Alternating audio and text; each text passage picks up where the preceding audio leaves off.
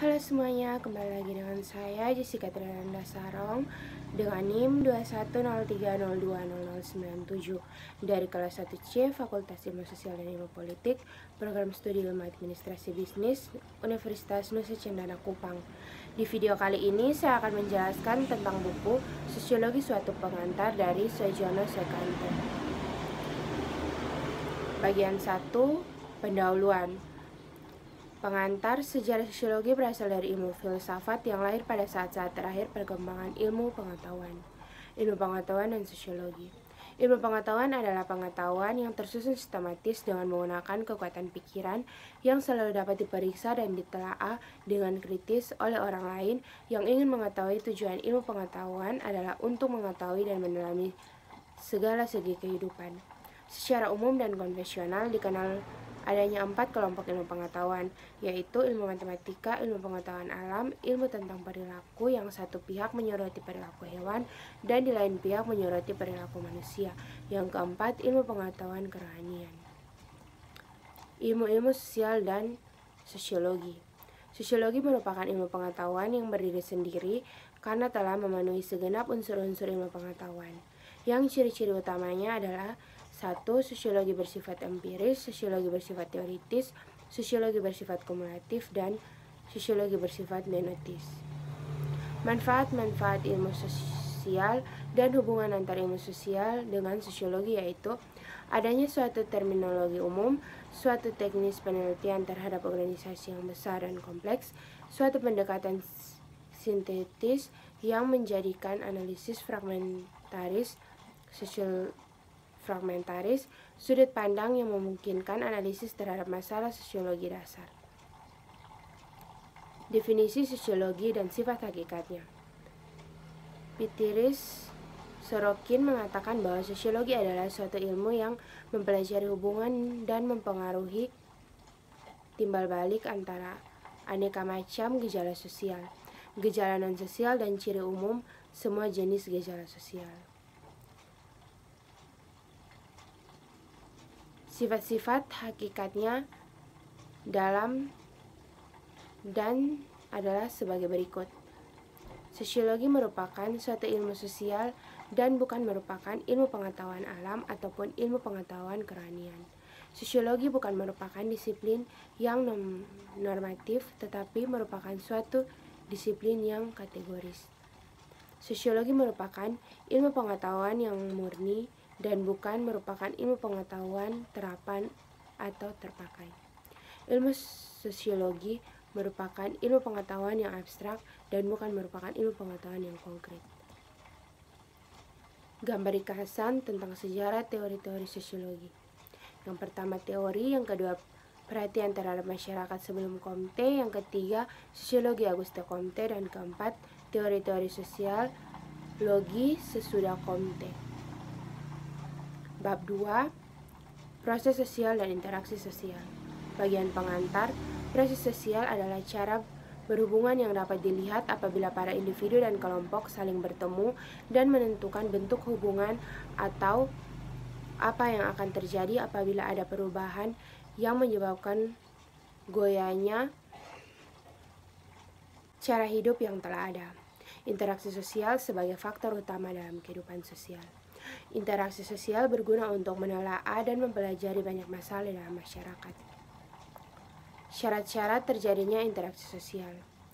Adanya kontak sosial yang dapat berlangsung dalam 3 bentuk, yaitu antara individu dengan kelompok, dan antar kelompok.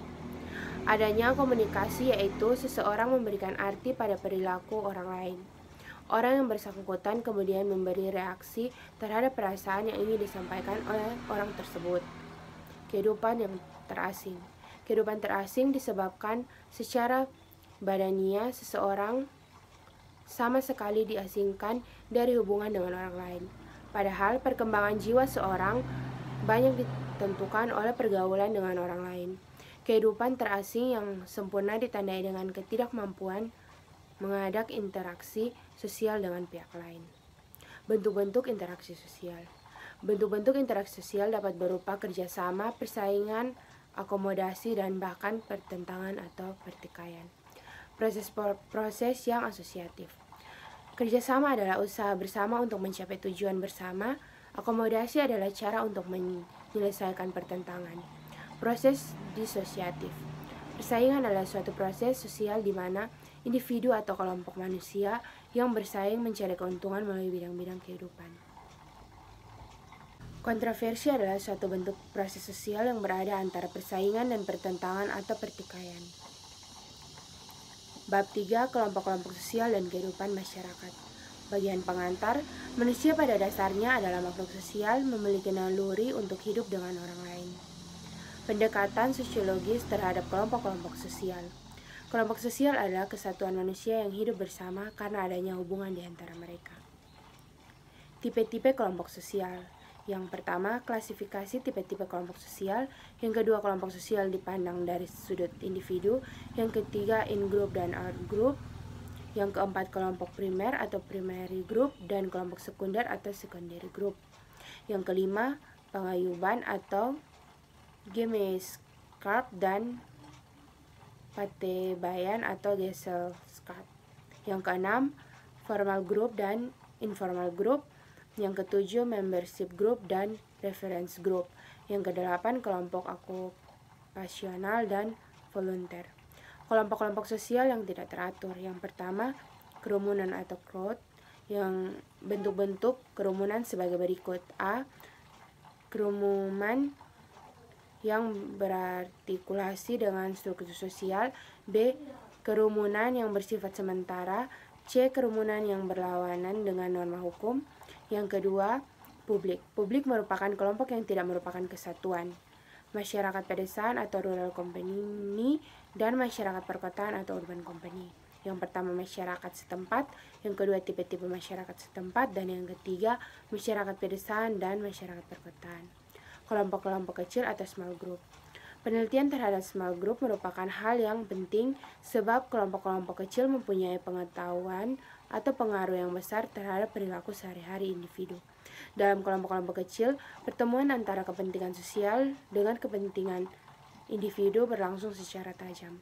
Small group pada hakikatnya merupakan sel yang menggerakkan suatu organisme yang dinamakan masyarakat. Kelompok-kelompok kecil merupakan bentuk khusus dalam kerangka sistem sosial secara keseluruhan. Penelitian terhadap small group memberikan beberapa keuntungan, yaitu yang pertama, individu dipandang sebagai kelompok dari kelompok yang juga merupakan bagian dari masyarakat secara keseluruhan. Dengan adanya penelitian terhadap small group, dipergunakan metode baru dalam meneliti kelompok-kelompok sosial. Dinamika kelompok sosial. Setiap kelompok sosial pasti mengalami perkembangan serta perubahan. Perubahan dalam setiap kelompok sosial ada yang mengalami perubahan secara lambat dan ada yang secara cepat. Dalam dinamika kelompok mungkin terjadi antagonisme antar kelompok apabila terjadi peristiwa tersebut. Secara hipotesis prosesnya sebagai berikut. Bila dua kelompok bersaing maka akan timbul stereotip. Kontak antara dua kelompok yang bermusuhan tidak akan mengurangi sikap tindak bermusuhan tersebut. Tujuan yang harus dicapai dengan kerjasama akan dapat menetralkan sikap tindak bermusuhan. Di dalam kerjasama mencapai tujuan, stereotip yang semula negatif menjadi positif. Bab 4. Kebudayaan dan masyarakat. Pengantar, kata kebudayaan berasal dari bahasa Sanskerta, budaya, yang merupakan bentuk jamak kata budi yang berarti budi atau akal. Unsur-unsur kebudayaan. Unsur kebudayaan yang dianggap sebagai kultural universal yaitu peralatan atau perlengkapan hidup manusia, pakaian, perumahan, dan sebagainya. Mata pencaharian hidup dan sistem-sistem ekonomi, sistem masyarakat, bahasa, kesenian, seni gerak, religi. Fungsi kebudayaan bagi masyarakat. Fungsi kebudayaan sangat besar bagi masyarakat, yaitu untuk melindungi diri terhadap alam, mengatur hubungan antar manusia, dan sebagai wadah segenap perasaan manusia. Sifat hakikat kebudayaan. Sifat hakikat kebudayaan berarti sebagai berikut. Kebudayaan terwujud dan tersalurkan lewat perilaku manusia. Kebudayaan telah ada terlebih dahulu sebelum lahirnya suatu generasi tertentu dan tidak akan mati dengan habisnya usia. Kebudayaan diperlukan oleh manusia dan diwujudkan tingkah lakunya. Kebudayaan mencakup aturan yang berisikan kewajiban tindakan yang diterima dan ditolak, tindakan yang dilarang dan yang diizinkan. Kepribadian dan kebudayaan. Kepribadian merupakan organisasi faktor biologis, psikologis, dan sosiologis yang mendasari perilaku individu. Tipe-tipe kebudayaan khususnya yang nyata memengaruhi bentuk kepribadian, yaitu kebudayaan khusus atau dasar faktor kedaerahan, cara hidup di kota dan di desa yang berbeda, kebudayaan khusus atas dasar agama, kebudayaan berdasarkan profesi. Gerak kebudayaan. Gerak kebudayaan adalah gerak manusia yang hidup di dalam masyarakat yang menjadi wadah kebudayaan. Beberapa masalah yang menyangkut proses akulturasi adalah unsur-unsur kebudayaan asing manakah yang mudah diterima, unsur-unsur kebudayaan asing manakah yang sulit diterima, individu-individu manakah yang cepat menerima unsur-unsur yang baru, ketegangan-ketegangan apakah yang timbul sebagai akibat akulturasi tersebut. Bab 5. Lembaga masyarakat atau lembaga sosial. Pengantar. Lembaga kemasyarakatan merupakan terjemahan langsung dari istilah asing social institution. Akan tetapi hingga kini belum ada kata sepakat mengenai istilah Indonesia yang dengan tepat menjadi gambaran isi sosial institusi tersebut. Istilah lain yang diusulkan adalah bangunan sosial yang mungkin merupakan terjemahan dari istilah sosiale Gebilde atau dari bahasa Jerman yang lebih jelas menggambarkan bentuk dan susunan sosial institusi tersebut. Proses pertumbuhan lembaga kemasyarakatan. Norma-norma masyarakat, sistem pengadilan sosial atau social control. Ciri-ciri umum lembaga kemasyarakatan. Menurut Gillian dan Gillian, lembaga kemasyarakatan mempunyai beberapa ciri umum, yaitu sebagai berikut. Suatu lembaga kemasyarakatan adalah suatu organisasi pola pemikiran dan pola perilaku yang terwujud melalui aktivitas kemasyarakatan. Suatu tingkat kekekalan tertentu merupakan ciri semua lembaga kemasyarakatan. Lembaga kemasyarakatan mempunyai suatu atau beberapa tujuan tertentu. Lembaga kemasyarakatan mempunyai alat perlengkapan yang dipergunakan untuk mencapai tujuan lembaga yang bersangkutan. Lambang biasanya juga merupakan ciri khas lembaga kemasyarakatan. Suatu lembaga kemasyarakatan mempunyai suatu tradisi tertulis atau yang tak tertulis. Tipe-tipe lembaga kemasyarakatan dari sudut perkembangannya, dari sudut sistem nilai-nilai yang diterima masyarakat, dari sudut penerimaan masyarakat, dan dari sudut penyebarannya. Cara-cara mempelajari lembaga kemasyarakatan. Cara-cara pendekatan atau mempelajari lembaga kemasyarakatan dapat dirinci ke dalam analisis historis, analisis komparatif, dan analisis fungsional. Conformity dan deviation. Conformity berarti proses penyesuaian diri dengan masyarakat dengan cara mengindahkan kaidah dan nilai-nilai masyarakat. Deviation adalah penyimpangan terhadap kaidah dan nilai-nilai dalam masyarakat. Bab 6. Lapisan masyarakat atau stratifikasi sosial. Pengantar. Selama dalam satu masyarakat ada sesuatu yang dihargai dan setiap masyarakat pasti mempunyai sesuatu yang dihargainya. Sesuatu itu akan menjadi bibit yang dapat menumbuhkan adanya sistem lapisan dalam masyarakat. Terjadinya lapisan masyarakat. Pedoman untuk meneliti pokok-pokok terjadinya proses lapisan dalam masyarakat. Pada sistem pertentangan yang ada dalam masyarakat, sistem demikian hanya mempunyai arti khusus bagi masyarakat tertentu. Sistem lapisan dapat dianalisis dalam arti-arti distribusi hak istimewa yang objektif seperti penghasilan dan lain-lain. Kriteria sistem pertentangan dapat berdasarkan kualitas pribadi, keanggotaan kelompok, kerabat tertentu, memiliki wewenang dan kekuasaan. Lambang-lambang kedudukan seperti tingkat laku hidup, cara berpakaian, perumahan, keanggotaan pada suatu organisasi.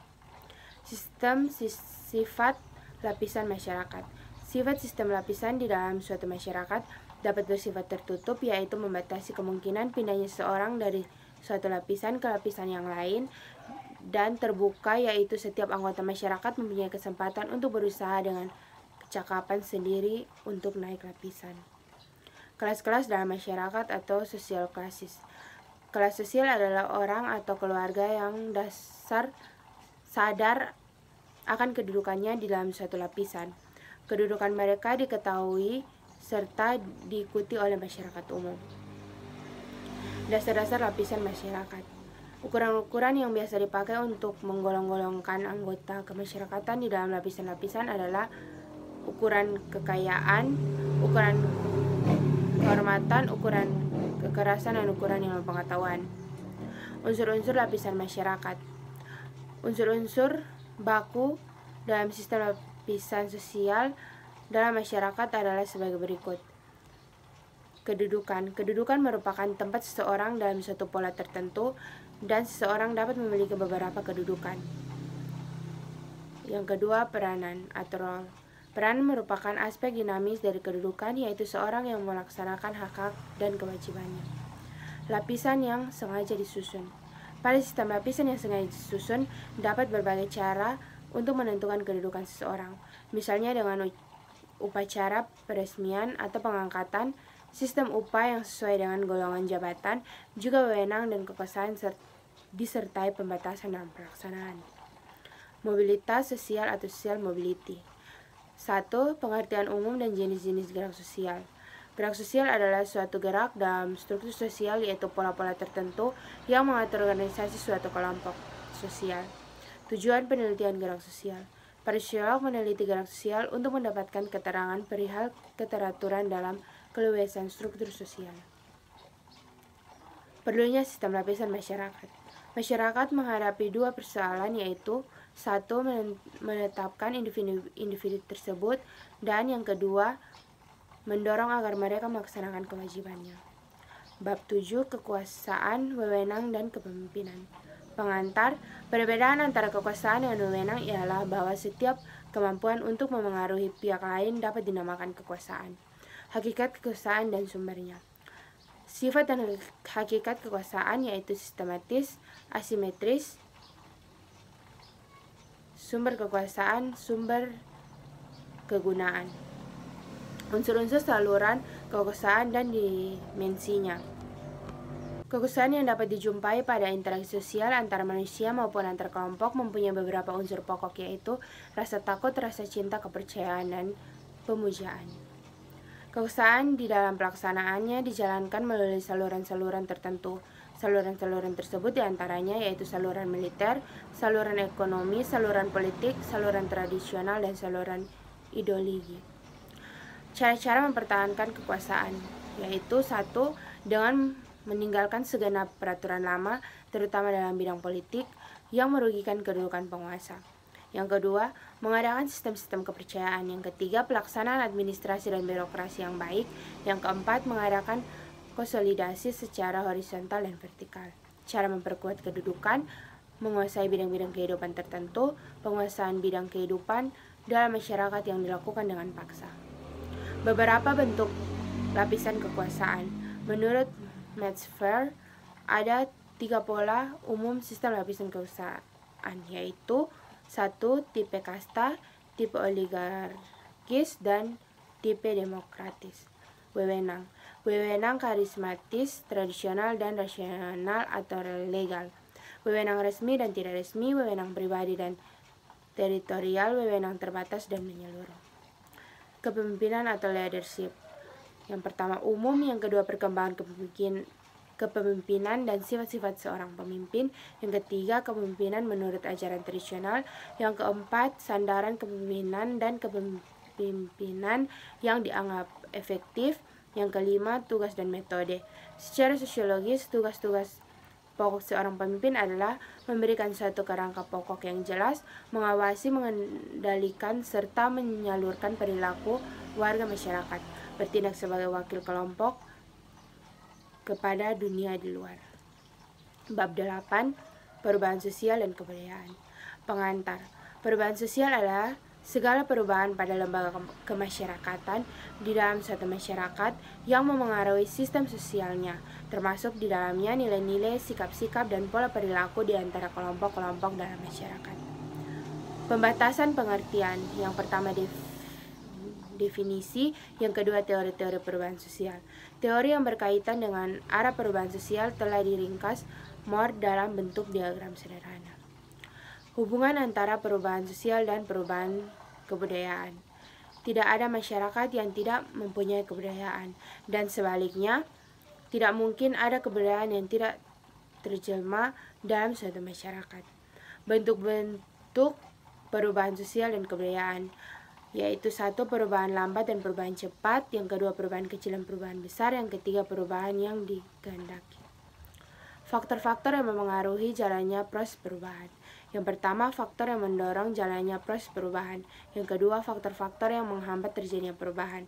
A. Kurangnya hubungan dengan masyarakat-masyarakat lain. B. Perkembangan ilmu-ilmu pengetahuan yang lambat. C. Sikap masyarakat yang tradisional. D. Adanya kepentingan yang telah tertanam dengan kuat atau vested interest. E. Rasa takut akan terjadinya kegoyahan pada integrasi kebudayaan. F. Prasangka terhadap hal-hal yang baru. H. Kebiasaan. I. Nilai pasrah. Proses perubahan sosial dan kebudayaan. Penyesuaian masyarakat terhadap perubahan. Yang kedua, saluran-saluran perubahan sosial dan kebudayaan. Yang ketiga, disorganisasi atau disintegrasi dan reorganisasi atau reintegrasi. Bab 9. Masalah sosial dan manfaat sosiologi. Pengantar. Masalah sosial menyangkut nilai sosial yang mencakup pula segi moral, karena untuk dapat mengklarifikasikan atau mempersoalkan sebagai masalah sosial harus digunakan penilaian sebagai pengukurannya. Masalah sosial, pembatasan dan pengertian. Masalah sosial menyangkut nilai-nilai sosial dan moral. Masalah tersebut merupakan persoalan karena menyangkut tata kelakuan yang immoral, berlawanan dengan hukum, dan bersifat merusak. Oleh sebab itu, masalah-masalah sosial tak akan mungkin ditelaah tanpa mempertimbangkan ukuran-ukuran masyarakat mengenai baik atau buruk. Klasifikasi masalah sosial dan sebab-sebabnya. Klasifikasi masalah sosial berdasarkan sumber-sumbernya, yaitu ekonomis, biologis, psikologis, kebudayaan. Klasifikasi yang berbeda mengadakan penggolongan atas dasar kepicangan dalam warisan fisik, warisan biologis, warisan sosial, dan kebijakan sosial. Ukuran-ukuran sosiologis terhadap masalah sosial. Yang pertama, tidak adanya kesesuaian antara ukuran nilai sosial dengan kenyataan tindakan sosial. Sumber sosial dari masalah sosial yaitu merupakan akibat dari suatu gejala sosial atau bukan yang menyebabkan masalah sosial. Pihak yang menetapkan apakah suatu kepincangan merupakan gejala sosial atau tidak tergantung pada karakteristik masyarakat. Beberapa masalah sosial penting. Yang pertama, kemiskinan, tidak sanggup memelihara dirinya sendiri dan tidak mampu memanfaatkan tenaga mental atau fisik. Kejahatan. Yang kedua, kejahatan. Yang ketiga, di organisasi keluarga, dalam keluarga sebagai unit. Yang keempat, masalah generasi muda. Yang kelima, peperangan. Yang keenam, pelanggaran terhadap norma-norma masyarakat. Yang ketujuh, masalah kependudukan. Yang kedelapan, masalah lingkungan. Dan yang kesembilan, birokrasi. Pemecahan masalah sosial. Ada metode-metode dalam pemecahan sosial, yaitu metode yang bersifat preventif dan represif. Metode preventif lebih sulit dilaksanakan karena harus didasarkan pada penelitian yang mendalam. Perencanaan sosial atau social planning. Menurut sosiologi, suatu perencanaan sosial harus didasarkan pada pengertian yang mendalam tentang bagaimana kebudayaan berkembang dari taraf yang rendah ke taraf yang modern dan kompleks, di mana dikenal industri, peradaban kota. Selain itu, harus pula ada pengertian terhadap hubungan manusia dengan alam sekitar, hubungan antara golongan dalam masyarakat, dan pengaruh-pengaruh penemuan baru terhadap masyarakat dan kebudayaan. Tokoh-tokoh yang memengaruhi perkembangan ilmu sosial. Yang pertama, Auguste Comte. Yang kedua, Herbert Spencer. Yang ketiga, Emile Durkheim. Yang keempat, Max Weber. Yang kelima, Charles Horton Coley. Dan yang keenam, George Simmel. Manfaat penelitian sosiologi bagi pembangunan. Pengantar. Pembangunan merupakan suatu proses perubahan di segala bidang kehidupan yang dilakukan secara sengaja berdasarkan suatu rencana tertentu. Manfaat penelitian sosiologis bagi pembangunan. pola interaksi sosial, kelompok-kelompok sosial yang menjadi bagian kelompok kebudayaan yang berintikan pada nilai-nilai, lembaga-lembaga sosial, dan stratifikasi sosial. Yang ke-10 adalah penutupan. Seorang pembicara di muka umum mempunyai kemampuan-kemampuan diantaranya menyajikan dengan bahasa yang sederhana tapi benar, menyajikan bahasa secara sistematis, menguasai badan yang disajikan dengan baik. Yang keempat, memberikan contoh-contoh sederhana dari kehidupan sehari-hari, menyesuaikan diri dengan khalayak serta merta dan cepat, tidak menimbulkan ketegangan, membentuk opini dan positif, berdiskusi dengan lancar, membimbing khalayak ke arah kemampuan, dan yang terakhir, mengakui keterbatasan pengetahuannya.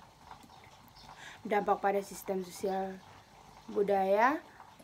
Dampak berarti pelanggaran, tubrukan, atau benturan. Oleh karena itu, dampak pada sistem sosial budaya diartikan sebagai pelanggaran terhadap sistem sosial budaya. Tinjauan sosiologis mengenai lingkungan anak dan remaja menjunjung tumbuhnya motivasi dan keberhasilan studi anak. Suatu tinjauan sosiologis berarti sorotan yang didasarkan pada hubungan antar manusia, hubungan antar kelompok, serta hubungan manusia dengan kelompok yang disebut dengan interaksi sosial. Lingkungan-lingkungan yang mempengaruhi timbulnya motivasi dan keberhasilan studi anak dan remaja antara lain: 1. Orang tua, saudara, dan kerabat dekat. 2. Kelompok sepermain. Dan yang ketiga, kelompok pendidik atau sekolah. Demikian video dari saya. Terima kasih.